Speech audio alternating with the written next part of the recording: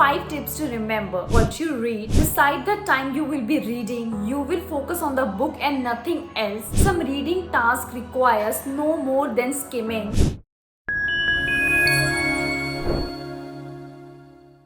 Hey everyone, welcome to White Falcon Publishing YouTube channel.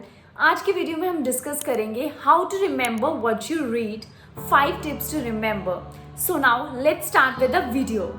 In order to remember what you read, you need to become an active reader.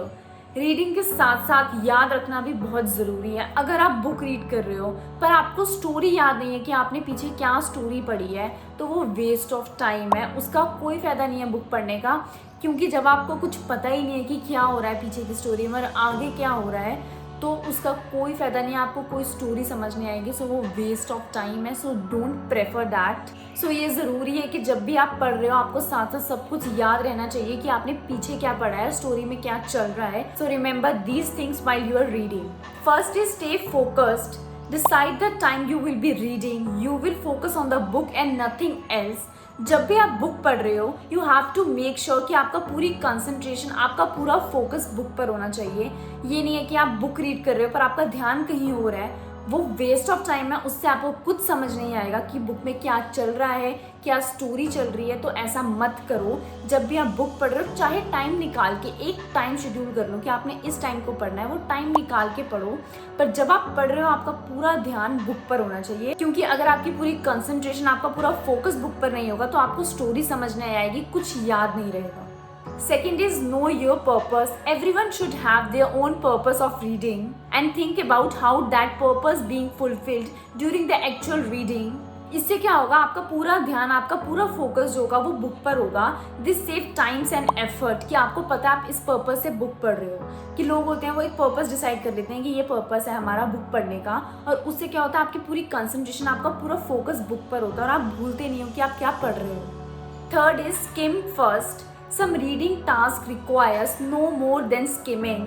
Focus on the important information that fulfills the purpose for reading the material. और जो proper skimming होती है वो include करती है paragraphs, pictures, tables, important की points, वो सब कुछ वो इंक्लूड करती है जो एंड या बिगनिंग में होते हैं. It helps you to improve your memory and also helps you to focus on important information. इससे क्या होगा, आप जो important information है वो नहीं भूलोगे. Fourth is take notes. Making notes is very important. It will make you an active reader and also help you to memorize everything. आप साथ साथ में नोट्स भी बना सकते हो. जब आप बुक रीड कर रहे हो आप साथ साथ में नोट्स बनाओ, ताकि कल को जब आप कुछ भूल जाओ तो आप नोट्स में जाकर पढ़ सकते हो. आप भूलो ना कि हाँ भूल गए हो, आपको फिर से रीड करनी पड़ रही है. ऐसा नहीं है, आप नोट्स में जाकर डायरेक्टली पढ़ सकते हो. और ऐसा नहीं है कि हर चीज़ के नोट्स बनाने हैं. सिर्फ जो इंपॉर्टेंट इन्फॉर्मेशन है, जो नहीं भूलनी, सिर्फ उन्हीं के नोट्स बनाओ ताकि आपको याद रहे. Fifth one is become familiar with the topic. The more you understand the topic, the more you understand the story. जितना आपको टॉपिक समझ आएगा उतने ही अच्छी आपको स्टोरी समझ आएगी. अगर आपको टॉपिक ही पता है, आपको उसकी नॉलेज है, तो आपको स्टोरी भी इजीली समझ आ जाएगी.